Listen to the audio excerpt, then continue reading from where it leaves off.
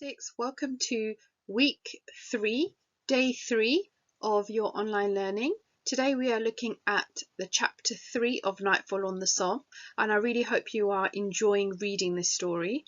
And we are going to be looking at letter writing. Now, all your work, like we've mentioned before, can be submitted onto Purple Mash.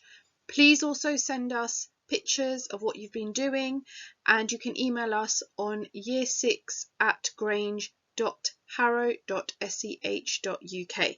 We look forward to seeing your work. So your first task is going to be to read through the chapter. Make sure you're reading it slowly, taking your time. Sometimes reading things out loud really helps as well. And if you come across a word that you're not quite sure what the meaning is, look in the dictionary and see if you can find the definition of it. If you're still really stuck, send us an email and say, "Miss, I'm not quite sure. Please, can you help me out?" I want you to pause the video here and I want you to go and read the chapter, and then I'll explain the next task to you. Okay, hopefully you've enjoyed reading that chapter and you took your time. So below is the picture of the to-do for this task. So it's chapter 3 and we're looking at life in the trenches. So if you remember, the trenches are where the soldiers would hide out when they are on the front line in battle. And they weren't very nice places. They were very cold, they were very cramped. Many soldiers lost their life in the trenches, and obviously in this chapter you can sense Neville's fear that he had. So please have a go at this. I still really look forward to seeing comments about what you've noticed about the chapter and what you've really enjoyed. Okay, so now you've finished reading, you need to answer the multiple choice questions that are on the to-do on Purple Mash for chapter 3.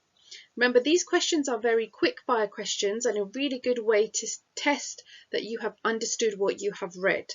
So pause the video here and go ahead and do that. Submit it so we can see straight away. So far we're seeing some excellent scores from you, so please do keep it up. Okay, hopefully you did really well on that multiple choice and that you've all scored top marks. So the next to do on there is a PDF document. So if you have a look, there's a red arrow on the screen pointing to a box that says PDF at the top and chapter 3 sequencing. Go ahead and do that because that is to help you to understand the order of how things happened in the chapter. Very easy, but also really important to help you practice your chronological ordering skills. So pause the video here, go ahead and do the task, take a picture on your phone and then email it to us right now so that we can see how you're getting on. So hopefully you've all had a really good go at that. Your next part of your task is a writing task. Now the first part of the writing task is actually a comprehension. The reason we've put it under the writing is obviously because you have to write in full sentences.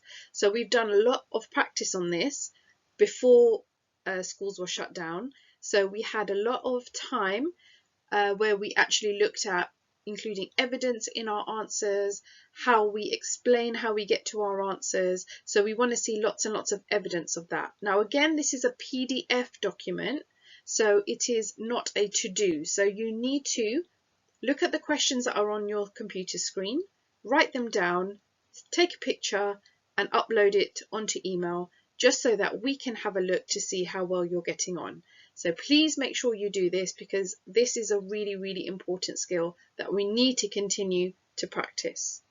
I'm going to pause the video here while you go ahead and do that work.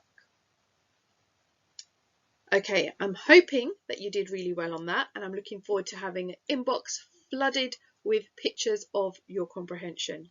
So now please have a read of the task that you're going to do. If you see again, you will have a to-do and I'm going to show you on the next page what that's going to look like. Okay, so for your writing task, you've been asked to write a letter home from a soldier to his family. So you're going to write as if you have been on the front line in those trenches, away from home, probably very scared, very lonely, being away from your family. And I want you to write a letter talking about how you're feeling, how you're getting on, and all of the different things that you're going through. You might want to have a look online and have a read of some other examples of letters that have been sent from soldiers to families. You might want to have a look on YouTube because they do have some documentaries where you can understand the life of a soldier a bit more. And it will be really, really good, I think, if you were to almost act out how you would be feeling before you then sit down to write. So you can write a really heartfelt letter. A lot of you put a lot of emotion in your diary writing that you did for me yesterday, and I was really, really pleased with it. So please, let's see if we can do even better and get lots and lots of letters in your to-dos. Okay, so you're going to think about what experiences do you think the soldiers have when they're at war? So think about the fact that they're away from home, they're in danger, they're putting their life on the line, they might be hurt, they might get wounded. Think about the friendships they make. Think about what it's like to be living in almost like dormitories with other men. Think about what it's like to be on the front line in the trenches in these narrow alleyways that are the only thing that protect you from the enemy. Think about all of those things. Really bring it to life on the page. How do you express how much you miss your family? Think about how you are now. So if you are not able to go and visit your family right now, or you're not able to see your friends right now because of the situation that we're in, put those emotions into the letter. What language will you use if you're writing a letter home? Would you be formal or would you be informal? Have a think about it. Remember, a letter home, if you were writing a letter home to your family members, would you want it to be formal or informal? How would you feel if you were away from home? And use the YouTube tutorial I made about letter writing to support your learning and to give you ideas. There is a full success criteria on that YouTube video that you can watch. Finally, make sure you hand in all your work on Purple Mash so we can give you feedback straight away. Leave a comment in the box when you submit your work to let us know how you got on. You can email us on year6@grange.harrow.sch.uk if you need any help. Do your best, keep focused on your learning, and we look forward to seeing you soon.